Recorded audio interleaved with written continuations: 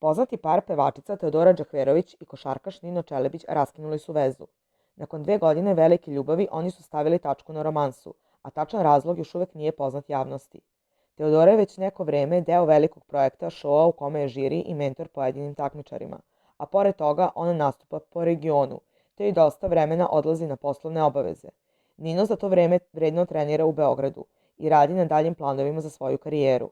Pre nedelju dana Čelebić je bio gost na svadbi bliskog prijatelja, ali se tamo pojavio bez pratilje, odnosno Teodore, što je takođe unelo sumnje da tu nešto nije u redu. Osim toga, na društvenim mrežama oni ne lajkuju jedno drugom objave niti kače zajedničke fotografije još od kraja aprila. Teodora svoje slobodno vreme sada koristi na izlaske, te je često možete vidjeti u društvu drugarice i snajke sa kojim provodi vreme po beogradskim klubovima. I po Ninovim objavama možemo vidjeti da izlazi, ali u društvu momaka, bez te. Da li je ovo trajni raskid ili samo trenutna faza i male nesuglasice, ostaje nam da vidimo.